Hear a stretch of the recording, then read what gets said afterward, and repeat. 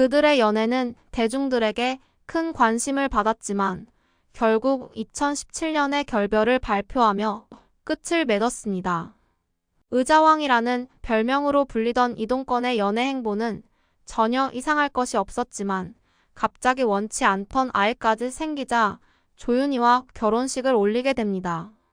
그러나 결국 그 결혼도 끝내 이혼으로 마무리되며 그의 연애사에 또 하나의 굴곡을 남기게 되었습니다. 이 시점에서 흥미로운 대목은 이동건이 과거 방송에서 했던 발언입니다. 이동건은 지연이는 나랑 있을 때 웃기거나 재미있을 거라는 기대 자체를 하지 않았다는 말을 했는데 이 말은 다소 허탈하게 들리지만 동시에 그가 얼마나 그 관계에서 고군분투했는지 엿볼 수 있는 대목이기도 합니다. 떠올랐습니다. 특별한 치료를 받아 건강을 회복할 수 있었습니다. 김수미 씨의 며느리인 서효림 씨는 시어머니가 대중에게 보여주는 거침없는 모습과는 달리 실제로는 매우 마음이 따뜻하고 섬세한 분이라고 이야기했습니다. 욕쟁이 할머니라는 캐릭터로 많은 사랑을 받았지만 정작 자신이 진심으로 누군가를 상처 주는 것은 원하지 않았던 것입니다. 실제로 방송에서도 욕을 해달라는 요청을 받으면 마음이 무거워지곤 했다고 합니다. 김수미 씨는 사람들에게 웃음을 주기 위해 캐릭터를 연기했을 뿐 누구보다 따뜻한 마음을 가진 사람이었던 것이죠. 이러한 김수미 씨의 모습은 그녀의 가족들에게도 큰 영향을 미쳤고 특히 며느리 서효림 씨에게도 특별한 존재로 남아 있습니다. 시어머니로서 보여준 깊은 사랑과 배려는 그녀가 사람들에게 어떤 마음을 가지고 있었는지를 잘 보여주는 사례라 할 수 있습니다. 때문에 남자를 신뢰하지 못한다고 고백했습니다. 사람과의 대인 경험이 많아서 친하지만 자꾸만 의심이 생긴다고 이혼의 아픔을 언급했습니다.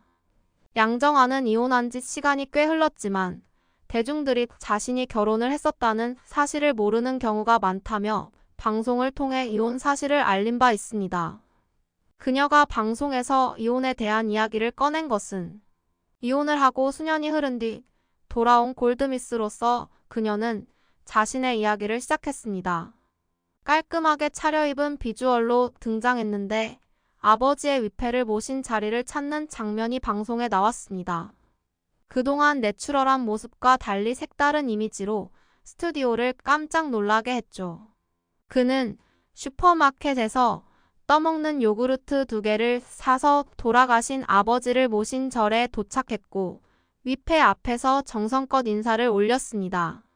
특히 목이 메인 목소리로 금연한 지 3년이 됐다며 아버지에게 칭찬받고 싶었다고 말해 그의 마음이 더욱 뭉클하게 전달되었습니다. 원희의 어린 시절에 대한 이야기 역시 감동적이었습니다. 그는 태어날 당시 우량한 아기였고 살 때는 어깨 넓이보다 머리 사이즈가 더 컸다고 합니다. 특히 어머니의 사랑을 많이 받았고 도시락을 싸주실 때는 반찬을 뺏길까봐 밥 밑에 달걀과 소고기를 숨겨놓을 정도였다고 합니다. 원희는 어머니의 사랑을 다시 한번 느낀 경험을 이야기했습니다. 그는 게임 중독에 빠져 세상과 담을 쌓고 지냈을 때 어머니의 사랑이 그를 다시 일으켜 세웠다고 합니다. 그는 힘들었던 데뷔 초반을 떠올리며 1999년에 영화 기막힌 사내들과 간첩 리처든을 찍었지만 일이 잘 풀리지 않았다고 전했습니다. 당시 그는 극단에서 나오는 상태였고 게임에 빠져 지내며 세상과 단절된 생활을 했다고 합니다.